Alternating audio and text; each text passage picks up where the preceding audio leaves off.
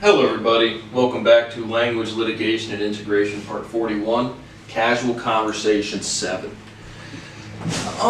Just more casual conversation, some stories. I do have a couple more notes about actual history lessons, and again, the origination of this series was to do history and language litigation and integration, documented the ongoing crime and stuff. But really the only thing, because I've talked about biological law, right? Heresy and blasphemy historically, and it would be going against the Word of God. Spreading the Word of God would be spreading scientific proof. So hilarious to see any sort of red state Republican, freedoms, choices, Christianity, good stuff, and then literally effectively commit one-to-one heresy or blasphemy in the most legitimate way possible. So that's all good stuff. Again, hypocrites are inconsistent 100% of the time.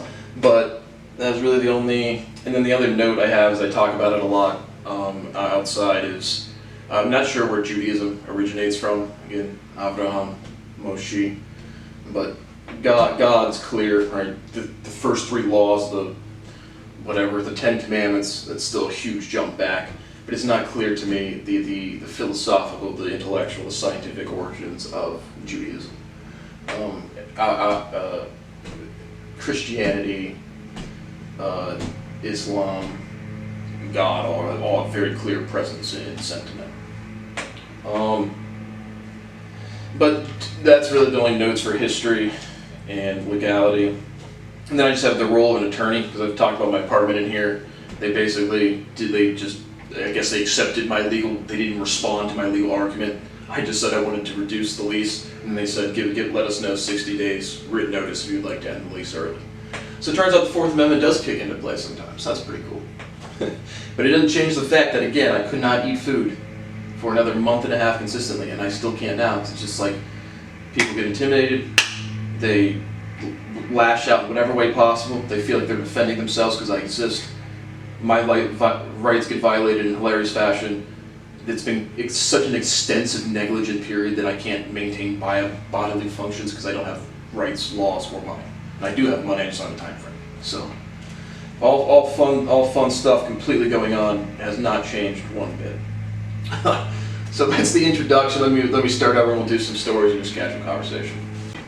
And like I said, I'll probably tell some more, again, just delicate. You guys seem to like that word too. On TV, but more delicate stories just about college time, a little after college time, but it's just not the interest of today's stories. And again, it's not like I'm not afraid to tell them, I'm not offended to tell them, not afraid to offend other people. Just some things are just personal, I don't know. But GOAT, I went to the Gold Over America tour starring Simone Biles at Nationwide yesterday or 2 days ago. It's October 21st, 2021, United States. That's cool. I took gymnastics. Again, obviously it's a gymnastics show aimed for younger gymnasts, so little kids everywhere, obviously. I still enjoyed it. Got some floor seats. I was in the third floor seat, so there's a lot of foam still in front of your face. But it was cool to be real close and just see gymnastics. The two like I said, I can watch any sport. I like men's, women's, any sport. I can watch anything. But I like gymnastics, women's gymnastics and women's volleyball, again, from sheer athleticism, just stuff that I could not do. But I took gymnastics lessons. What gymnastics could I do? I could do a back layout, I could do a back pike, I could do a side flip full. I could not spin properly, flipping backwards. But if I took off, if I planted and took off, I could do a side full. I could do front flips. So I was an average, very, very beginner gymnast, but I could do some aerial tricks. But some interesting stories from that time. I would have been 8th grade. Why did I take gymnastics lessons? Oh, we were going to do an 8th grade talent show at the school we went to. And I was going to do a backflip. Went to the gymnastics lessons and just taking gymnastics lessons. But kind of funny stories. Again, I've been telling you about times when people pushed me out of groups. And so I got two kind of funny stories about one time when I pushed somebody else out of a group, and well, not really out of a group, but I denied knowing him, and another girl from the gymnastics group. So for my gymnastics lessons, it was just like a private teacher, but like it was a small group. It was like 4, 5, 6 people, like between the ages of like 14 and 17. And so I don't know, I'd probably go once a week. I think it was just once a week, twice a week, not more than twice a week. But the point is it was a very small group. It was like 5 or 6 people. Everyone clearly knew everybody else. Not even, I don't remember the girl's name of the story I'm going to tell, but I definitely remember this guy named Mike. At my age, doing the gymnastics lessons, and then one day, this is before I could drive a car. I'm riding around with my brother and one of his friends, and we stop off to go into Taco Bell. Go into Taco Bell, there's a manager working, and then the front cashier comes out. And it's the Mike guy from the gymnastics. I forget, what was the gymnastics gym called? I forget. But the Mike guy was pretty excited to see me. He's like, hey Brad, what's up? Hey dude. And I was just like, I'm sitting here, again, I was never like super insecure, but I was just sitting there with my brother and his older friend, and I was just like, if I acknowledge that I take gymnastics lessons, I forget which friend it was, but they were just gonna fight. It was just gonna be a bad scenario for me. So I was just like, no, dude, don't know who you are. No. He was literally like, fucking, for real? And this was probably, I probably stopped. I wasn't currently going to the gymnastics lessons, but clearly recognized him. He clearly recognized that I recognized him, and I was just like, dude, I don't know, angsty teenagers can't acknowledge you. So that was the time I pushed somebody out of the group, but failed to recognize him when I clearly did. So shout out to Mike, I don't know his last name, from, I think it was Buckeye Gymnastics, somewhere in Westerville. He should remember the Taco Bell story. Felt kind of bad for that. But in the same 5 or 6 group, another time I go into Rave Motion Pictures at Polaris, a movie theater in Columbus, Ohio. And I go into the movie theater, and one of the, like I said, 5 or 6 people, and it was one of the girls. Probably, I think me and Mike were the only guys and like 4 girls. And it was one of the girls, and I said hey to her, like, don't you remember me from Buckeye Gymnastics? She clearly recognized me and then denied me. And so it was pretty funny. I don't know, just angst. It wasn't even, this was pre-high school. This is grade school. Angsty grade schoolers all afraid to acknowledge one another. Now, let me start over and we'll talk about Breaking Down Bad. I've been watching Breaking Bad recently. But again, I did like the Gold Over America tour. I thought that was fun. So now talking about Breaking Bad.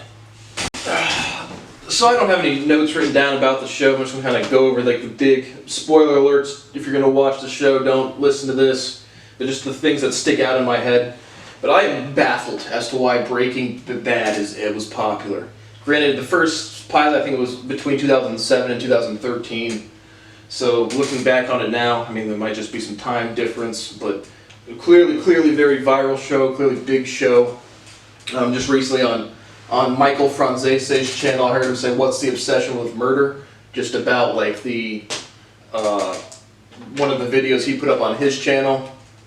But again, really, I pair these together because I think Breaking Bad is probably the worst crime show I've watched.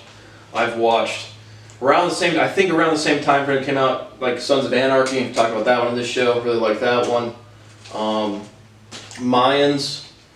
That is like the spin-off to Sons of Anarchy, or like co-plots. I thought season 2 was actually rather poor.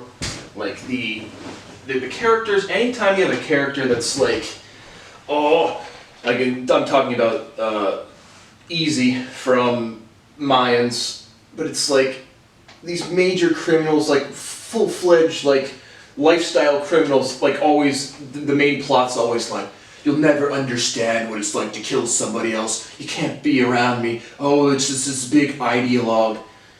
Mr. Franzese, what's the obsession with murder? It's just people fantasizing what being a criminal is like, and they're the writers of the show.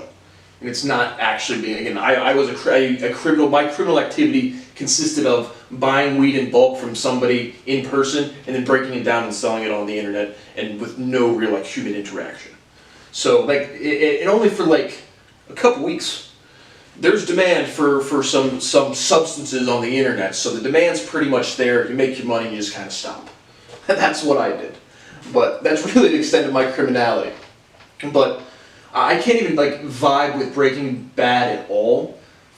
From the scientific standpoint, from the criminal aspect, because the small amount of weed selling that I did, I knew all the laws, the states, the penalties, the laws, everything, legal arguments before I touched it one time. And so when you see Breaking Bad, I'm probably halfway, 40% through season 3. The last episode I just watched, the brother of Walter White, brother-in-law of Walter White, just killed the two mob, or not mob enforcers, cartel enforcers. But so they start off,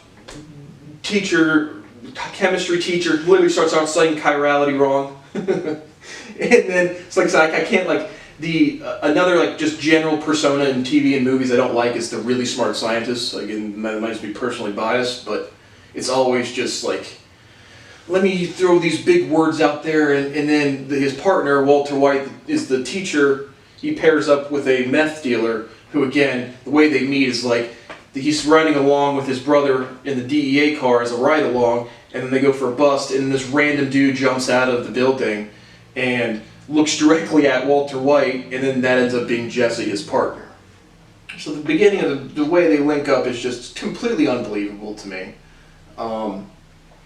Then they, basically in the first couple episodes, they I forget what, they whack some people. They're not going to go kill somebody, but like they get in some scenario where the Walter White like chemically bombs somebody in the face, kills one of them, and then another guy, they lock him up in a basement for a while, and then they end up killing him. But through like 3 seasons, they've sold drugs like twice, right? It's fucking hilarious. They go from Jesse and Walt go out into in every single, to me, like the overall theme motif of Breaking Bad is like the 3 Stooges try to fucking be drug dealers. Because every bit of the plot is just like the most unbelievable setup. And again, like I said, that might be 2008. I remember watching shows in 2008 where like one thing happened in one episode. But like I said, I think like Sons of Anarchy was about the same time frame, and that one was just way more intriguing to me. I don't really like, violence is pretty, in movies is pretty, it can go either way for me. Like I don't like, if you have, like for Breaking Bad specifically, like if goofy plus violence just strikes me as no. Gory violence like John Wick 3, I was not a huge fan of that one either. Well-placed violence, realistic violence, consistent violence is pretty interesting. Like I said, like the Sons of Anarchy, right? They're all clearly in the criminal world. They're all, you know, if this happens, this person's going to get killed. If this person happens, this person's going to kill. And so at least a consistent writing plot.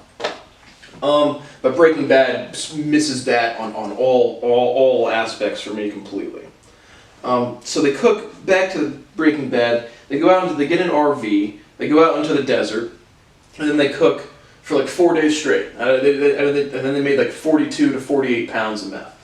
And then they sell that for 1.25 million profit. And then Jesse's again, the meth dealers with Jesse is just the goofiest shit ever. Yeah, the shizzle, my hizzle, bajizzle. It's like the casting of the characters feels over dramatic to what a meth head would look like. Again, I get it, meth heads look strung out, some of them, but you can have plenty. It is just way too goofy for the dealers under Jesse. Jesse gets this girlfriend. She overdoses on heroin, and then he's just devastated again. Right, the dude's a meth dealer. They've already whacked people in the show, and now he's just overwhelmingly devastated about his own girlfriend overdosing herself. Like it wasn't like in the show he didn't like do anything. She just overdosed, and now it's just dramatic, life-wrecking moment for him. So like I said, that Easy from the Mayans, Jesse from Breaking Bad, just this like, you'll never understand what I'm going through any type of mentality. The family dynamic with Walt and his wife is just I can't fucking tolerate it. Walt to me is a terrible drug dealer, a terrible main character. Family dynamic is fucking horrendous. Drives me fucking bonkers. So like with him and his wife, again, he's got a kid with cerebral palsy. The only two characters that I've enjoyed to this point in the show was and again, I'm like 40% through season 3, I thought the original humor from the brother-in-law, the DE agent, was pretty funny. But again, the DE agent, when he shoots Tuco, and then he goes down to El Paso. Que Paso? El Paso. What passes? The pass. But then he goes down to El Paso, Texas, and then Danny Trejo gets his head cut off without much background. And then they put the cartel presence at this point is not like you've seen like one boss maybe, and then the goofiest enforcers, we'll get to them, and then they cut off Danny Trejo's head, and then they put it on a turtle, and it blows up, kills one of the D agents, one of the legs flies off. But the point is that it's very scarring to the brother-in-law, Hank, I think his name is. Hanko was his name. Oh. So then he comes back from El Paso, and obviously Walter White is now this, again, they've sold meth like once or twice, but he's got this big name, the Heisenberg. Oh yeah, there's another science reference. Oh, the Heisenberg uncertainty principle. Big confusing, much brain loss. But the point is, to the plot of the show, to the writing of the show, they've sold meth like once. And so, getting back to the actual logistics of the drug dealing, and then they meet the whole time Jesse and Walt can't really figure out the criminal world, like they don't have distributors, enforcers, it's not like a criminal organization. And so they're trying to find a way to distribute 42 pounds of meth. Find this guy at Los Pollos Hermanos, Chicken Brothers, and he's kind of like the drug dealing kingpin. The cartel presence is kind of going on now. Like I said, you've only seen one like boss, cartel leader. But then the enforcers of the cartel is just the goofiest shit ever. They walk really slow. They have fucking skulls on their toes of their boots. Like the last episode I watched where Hank, the brother-in-law of Walt, kills the two guys. It's like Hank gets fired. Well, Hank is getting kicked off the DEA because he assaulted Jesse. Hank finds out about the RV that Walt and Jesse cooked in, the original 42 pounds, and then Walt and Jesse are in a hurry to destroy the RV. Hank learns out about the RV. They have some legal discourse. They have some lawyer. Oh, I do like Better Call Saul. Like I said, I kind of liked Hank before this point. I thought his humor was kind of decent. Now he's in this loss again. He couldn't understand being a DE agent. You're gonna see fucking bodies, like what the fuck. And the only other character I kind of liked was the Better Call Saul. I thought his humor's been kind of fun and his character's been decent. That's really the only character I like in the show. But where were we? Oh, the enforcers of the mob. Hank assaults Jesse for, again, like Hank is literally like talking to Jesse in the RV, and Walt's also in the RV, but Hank's bound by the law, so they just give him some legal discourse, and then fake a phone call about his wife being injured. Hank leaves the scene, and then they destroy the RV. And then, because Hank was so mad that Jesse had his wife's name and whatever, literally just goes into his house and assaults him, loses his job at the DEA, goes outside, gets a call saying there's 2 people coming to kill you, probably from the Saul character or there's another guy that works for the Los Pollos Hermanos, kind of, I don't know if it's an enforcer, just does spy type of stuff, but whoever the character was that bugs Walt's house. But I think that's probably where insinuated in the plot where the phone call comes from. Hank's really nervous in his car. He doesn't do anything. He doesn't drive away. He just sits there nervously what do I do? What do I do? The dude is supposed to be a fucking DEA agent. You drive your car away. So just every bit of the tense parts of the plot were just unbelievably stupid to me. And unbelievable. But the 2 mob enforcers, again, you've only seen 3 mob or cartel affiliates or anything in the show so far. And the reason they had a thing out in the desert, again, they killed some guy called Tuco early on in the first season, and that's why the mob's after Walt Heisenberg. Wow, I'm fucking up quite a bit again. Then I just had to restart. Just told a story, got cut off because my memory card's full. I have one camera that records for 12 minutes. Let's go. 282 YouTubes. But I said I would.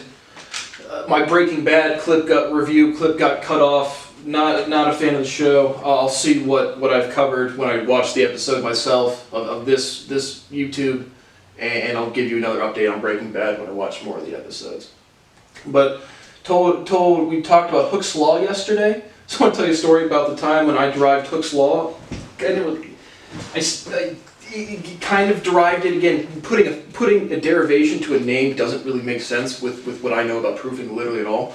But I told you the story about going to colleges, touring my colleges with Dad, applying to a bunch of different colleges, getting into literally none.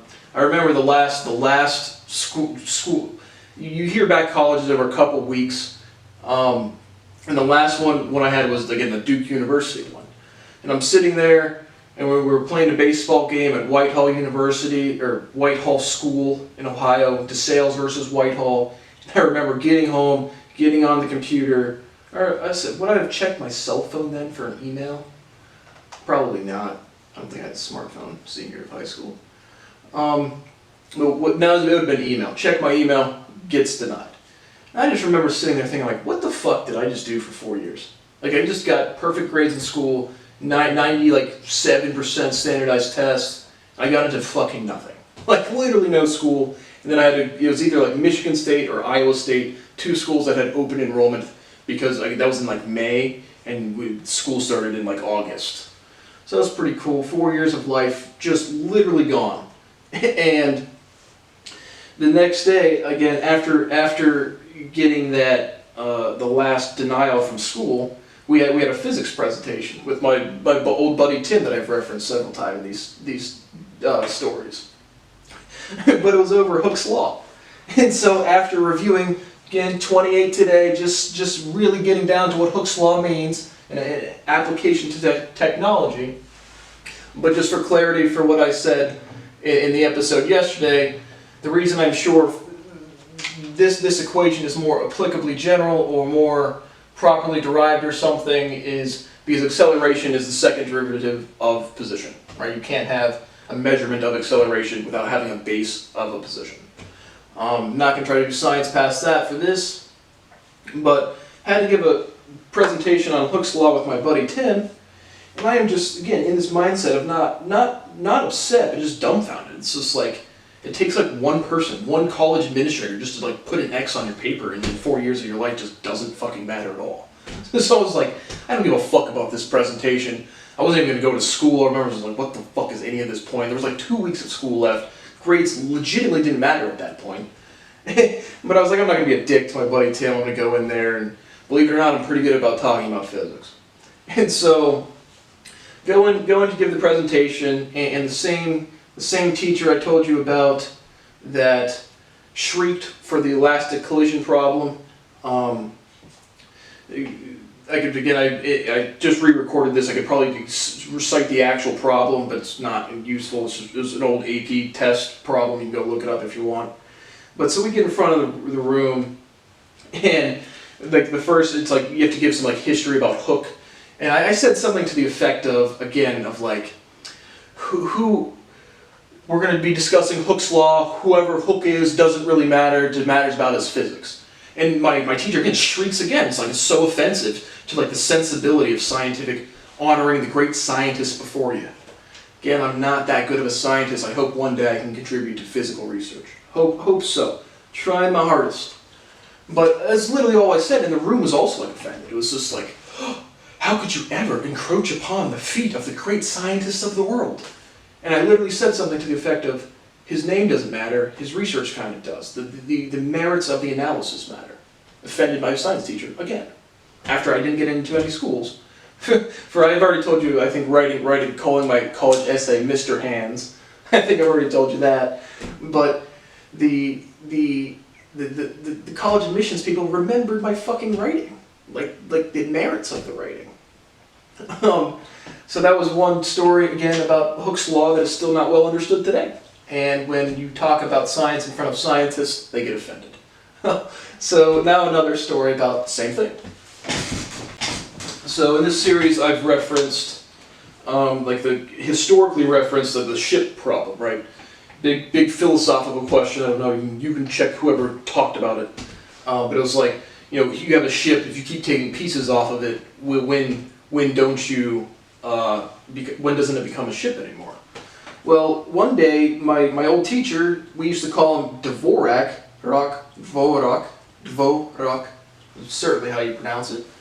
But he asked this in class, like, what's this? Instantly I raise my hand. I say, literally explain to him the individualism, the inability to separate the individual, right? You can sit there and postulate and say, what if I take parts away from a ship? A ship's not sitting there thinking. So it's a person asking a question, trying to take an inanimate analogy to an inanimate object, which is impossible. So I explained that to him. I can't remember the exact analysis, but really what happens is people ask a philosophical question, and I respond with a logical proof. The room goes dead silent. When you prove something, people know what the fuck you've done. Even with no math background, no anything background, people just get it. And so, I can't recreate it exactly because the proofs are one time. Once you prove it, you can't recreate the literal actual words. And so, but what happened was, again, he asked about the ship, and I simply explained effectively the axiom of infinite biological uniqueness. A ship is not sitting there asking a question, a human being is. And it is an inappropriate, or not inappropriate like offensive, but like just an inapplicable analogy. And that's actually the resolution. That's actually, you have to differentiate logic. And then they hear the right answer, room goes silent, and then they just go right back to talking philosophical nonsense. Because, no, we can't actually have definitive answers in science. And so, this is like a 3-part story. So that happens, and this is like senior year of high school.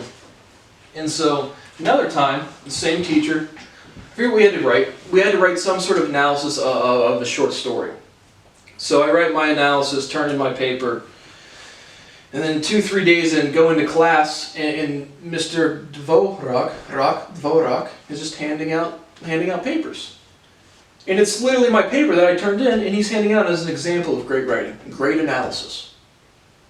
So I answer a philosophical question with a logical proof, room goes silent, just carry on, blah, blah, blah, blah, doesn't count. Worth millions of dollars, doesn't count. Go in a couple weeks later, passing around my essay as an example of writing. I'm just sitting there like, this is the evidence that I'm a good fucking writer. This is the evidence I know what the fuck I'm talking about. Didn't get into any colleges. Didn't get any opportunities. And so that happens, and then I get into no colleges, and then the school has like 3 or 4 administrators. Like at our school, again, there was like more than one valedictorian. It was like a certain level or something. I don't even fucking remember. But all of them were aware. It's like, I forget the names of even the administrators, but my baseball coach, Tom Newbert, fucking Dvorak, my fucking, just a couple other administrators, like I said, I was in the ambassador program, whoever ran that, I forget her name.